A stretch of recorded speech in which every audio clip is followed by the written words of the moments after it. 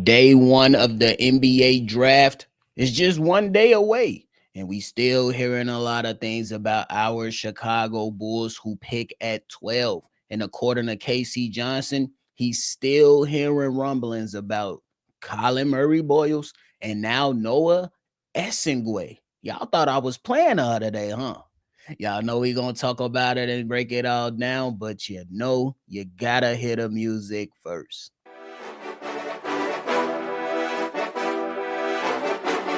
Cognac, gang.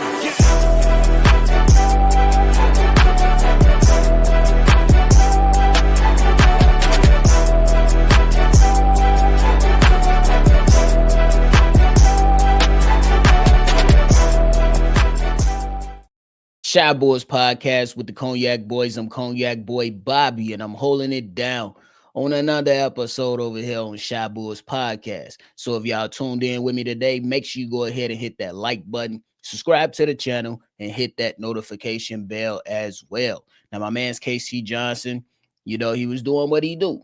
He was on his pod for CHSN and pretty much talked about a number of things, including the finals, the draft, and the potential trade market. But since we have the draft coming up tomorrow, we got to talk about the draft. According to KC Johnson, pretty much the names that he's currently hearing is Collin Murray-Boyles, Noa Essengue, or Essengue. We got to figure out what the guy's name is. Somebody asked him what his name is because I keep hearing different variations of his name. So somebody please give me his correct name so we can stop disrespecting this young fella and call him by his birth-giving name. You know what I'm saying? And then also heard a little bit about Derek Queen. But the interesting thing is that hearing about Collin Murray-Boyles and now Noa Essengue. Now, a few days later, me and C-Dub, we did a way too early starting lineup prediction for the Chicago Bulls, and I was doing it for all funs and giggles, even though I do like Noa Essengue. I'm not even going to lie, but I did include that if he gets to 12, he might be a Chicago Bull. My starting five, if you want to go back and check out the episode, it was posted just a couple days ago, and talking about that way too early predicting of the starting five for the Chicago Bulls. My starting five consisted of Josh Giddey, Kobe White, Matas Buzelis, Noa Essengue, and Zach Collins. Let's see if that's going to be the case for this upcoming season. But Noa Essengue now being thrown into the mix, it kind of makes a lot of sense for the Chicago Bulls and what they're actually trying to do this upcoming season. We understand that they're trying to follow the blueprint of the Indiana Pacers, but to KC Johnson's point, they got a lot of two-way players over there, and the Chicago Bulls, they need more two-way players. And Noa Essengue, as an 18-year-old, playing overseas, has a lot of good things that he can come into the NBA with. And you'll definitely have to fine-tune some of those skills that he's coming in with. But I think this big fella has some really, really good things that you can absolutely work with. I think the handle will need some working with, but I think right now is good enough to get and garner some minutes for a Chicago Bulls team who needs to utilize its young talent. I think that he's going to be a good, versatile defender for you who can come in and help with the weak side defense, who can guard on ball, who can go out there and get you some rebounds and blocks as well and help hold down the painted area for you. And then you just want to see a little bit more out of him offensively. But to his point, I'm not sure on all the averages right now when it comes to how he's looked in the playoffs over there that has taken place over there overseas. But in the playoffs, you see some really good performances from him, games where he's going out for 24 and more rebounds and then, shooting decently from the three-point line and having a good percentage in the painted area, which is really, really good. And no, you're just getting little glimpses and little notes from Twitter or X, of him constantly doing different things. But I think that the versatility, if you are able to add a guy like Damn, excuse me. Somebody snatched my voice. My bad, y'all.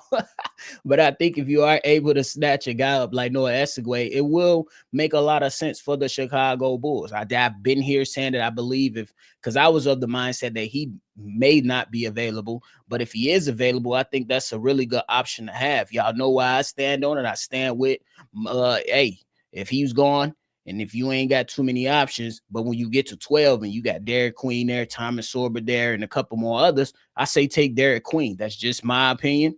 That's just who I like the most out of all the bigs out of there, or that I believe will be available to us.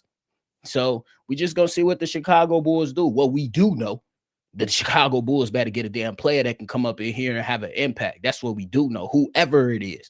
You know what I'm saying? Because everybody's gonna have their favorites. Everybody's gonna have their guy that they like more so than another guy. But the point is that whoever they get, he better hit. That's it. You know what I'm saying? So to hear the name Noa Essengue being thrown in there, it makes sense for what the Chicago Bulls want to do. Like if we talking about athleticism versus him and Derek Queen, you give the athletic nod to him. If you want to give him the defense too, yeah, you probably can go ahead and lean Noah for the defense as well. I like Derek Queen simply because I believe he has offensive talent that the Chicago Bulls could very well utilize a lot. But when it comes to the Collin Murray-Boyles stuff, and I just want to know, and y'all let me know down in the comment box how y'all feeling about the Noa Essengue, Collin Murray-Boyles, and even Derek Queen. Go ahead and let me know down in the box below to see how y'all feeling about all that. But when it comes to Collin Murray-Boyles, I don't think he's a bad basketball player. Let's make that clear. It's just that he leaves a lot to be desired offensively for me with a guy like that. That guy, that good on defense. I need a little bit more offensively just from him, but I still think he's a really good player. You know what I'm saying? Will he be able to come in and be, because right now he's being titled the best defender in this draft, the most versatile defender in this draft. Can he come into the NBA and still hold down that side of his game? And I think he could very well do that. I think it's easier to get a guy in here that wants to stick defense or that's already good in defense and you can utilize that, and now we can work on your offensive game versus guy that's, you know what I'm saying, solid on the offensive game but struggles defensively, and now you got to retool some things offensively and you got to encourage this man to go out there and get good effort on the defense. So I will say I think that that's an easier way to navigate through all this, because from the very beginning we heard that Collin Murray-Boyles could potentially be a Chicago Bull, which is very, very interesting for what the Chicago Bulls are trying to do. It's just kind of like, I keep harping on the bigs part. That's just me. I think that the Bulls front court, that power forward, that center, we need something sustainable moving forward. We know Nikola Vucevic, his days are numbered with us. He gotta go. I just think that he does not fit the timeline. That is not saying that Nikola Vucevic is not a good player. I still think he can come in and give you double doubles every single night, but he does not fit the timeline, or at least what I'm hoping that the Chicago Bulls can get out of a big moving forward. We had discussions about Jalen Smith. We had discussions about Zach Collins to see if either one of these guys can go out there and give us something. I don't know how I'm feeling about that. I just don't want to go into the season and saying Zach Collins and Jalen Smith is the front court. I can handle one of them. I just don't want to have both of them on my team. You know what I'm saying? Holding down that front court. I want to get a young center in here, you know what I'm saying, who's going to be able to help this team grow moving forward, simply because the expectation is Josh Giddey is about to get his money on. And I think that's happening within the next few days, if not immediately, sometime after the draft. They probably focusing on the draft right now so they can get all those things squared away. But I don't want to run into the season with Jalen Smith and Zach Collins. I know it's a possibility. It's just that I don't want to go out there and absolutely do something like that. And now if Derek Queen come to the Chicago Bulls, there will be a bit concerns from a lot of us. You know what I'm saying? I'm not going to act like just because I want the guy to be a Chicago Bull that I'm not going to have my concerns. I understand, you know what I'm saying? We looked at the stuff at the combine and we said, hey, bro, you got to be better. You got to be better. You know what I'm saying? You got to be in good shape, because the worst thing you want to do is go out there and get a guy and you trying to ease him on into being in shape. And I'm not saying he's not in shape, but when you go to the NBA combine and your numbers for damn near everything ranks at the bottom, that's a bit concerning, at least when it comes down to your athleticism. And we're looking at certain players and we're questioning them. And these guys are stars or superstars in Luka Doncic and Zion Williamson, which I don't can we call Zion a star? Star talent, but he ain't been there to prove himself as a star, right? I don't know, but that's the topic for another day. But the point is that I don't want to have to worry about a guy on my basketball team being in shape and ready to go, because there is no way that I want a guy on my team and then at the end of the season, my head coach has to come out and say, yeah, we got to get guys in championship shape. I don't want to have those discussions. So that I'm not going to sit here and act like that wouldn't be a concern for me if I'm watching Derek Queen. But what I do know about Derek Queen, he can hoop. When all things considered, we know Derek Queen can hoop, bro. That's one thing that we know, and we know for sure. Derek Queen can absolutely hoop. And you just want to hope that whichever one of these guys, or if somebody else come from left field, because we know our front office, they love coming from left field. They love being that damn person that run the red light and smack into a car. They love being them people that pop up at your house unexpectedly, knocking at your door, and you like, who the hell, whoever though? It's the salesman again, bro. They trying to sell you pest control. It's the salesman again. They try to sell you pest control. But yeah, that our front office, they have a history of doing things a little bit weird, but we can, you know what I'm saying? We gotta hit on these picks because Matas Buzelis, he fell in our lap, and that looks like it's gonna be something that you can count on moving forward.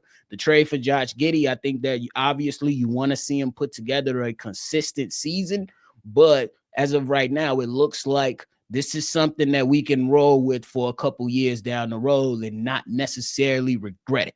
Because even with Zach LaVine, after we was like, yeah, he earned that money on.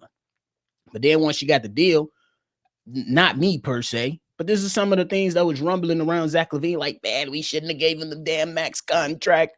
Man, we should have did this. But it was okay. Me personally, it was just that injuries got in the way. And then the front office refused to adjust accordingly, and they refused to make moves necessary to continue to build this thing out and push it forward. So right now, with this new iteration of Chicago Bulls basketball coming into play, I just hope that whether it's Collin Murray-Boyles, whether it's Noa Essengue, whether it's Derek Queen or somebody else, that player comes in and is able to have an impact for the Chicago Bulls. Because though in the season, once the season started for the Chicago Bulls, we're like, bro, play the young kid.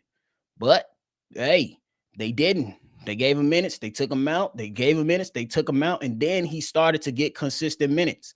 And hey, say too early, say too late, or say right on time, we ain't getting into that discussion. But the good thing is that by the conclusion of the season, we was like, yes, Matas Buzelis should be starting moving forward, and Patrick Williams ain't getting his spot back. That's one thing that I'm hoping. You know what I'm saying? But I'm hoping that this young player that comes in is able to start right away, or there is some type of plan kind of similar to Matas, to where you're going to get him in, you're going to coach him up, send him down to G League, get his skills together, ensure that he's NBA ready, and then boom. Or that guy can come in training camp and say, I'm here to play. Whoever that is, I'm here to play. So I think that those type of things will be very, very encouraging, to say the least. And I think that, hey, if I know it, how would y'all necessarily, like, if Collin Murray-Boyles is selected tomorrow at 12, who's excited? I want to know. I don't know if I'll be excited right now. I know we're gonna get we gonna get a defender, damn it. We're gonna get a good ass defender.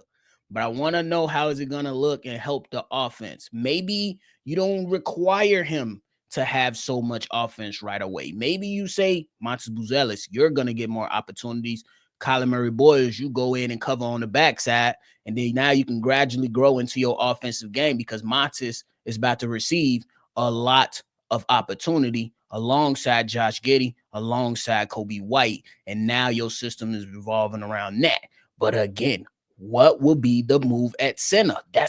All roads lead back to the center. All roads lead back to the front court. That's why I'm standing on that hill and saying, hey, we gotta get our center position down and ready.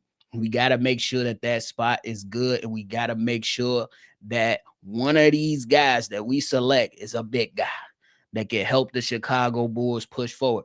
And I don't expect no trades, bro. That's just me personally. I don't expect any trades to happen during the draft from my Chicago Bulls. Shit. Nah.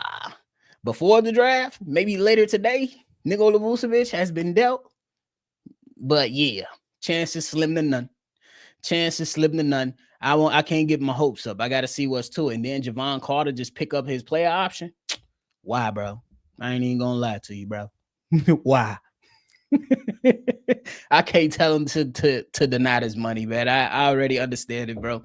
I can't tell him to deny no money because we're gonna pick up that option. Y'all tweaking. We gonna get these meals. Y'all tweaking. But hey, man, that is it for me today, y'all. I appreciate y'all for tuning in to another episode of Shy Bulls Podcast. Make sure y'all hit the comment box below, man. Let me know how y'all feeling about Collin Murray-Boyles, Noa Essengue, or Derek Queen, or even somebody that you got your eyes on. Let me know how you all feeling down below. But in the meantime, in between time, I'm out of here. So appreciate y'all. Make sure y'all always see red, and y'all already know. I'm going to catch y'all on the next one. For sure. Cognac. Gang.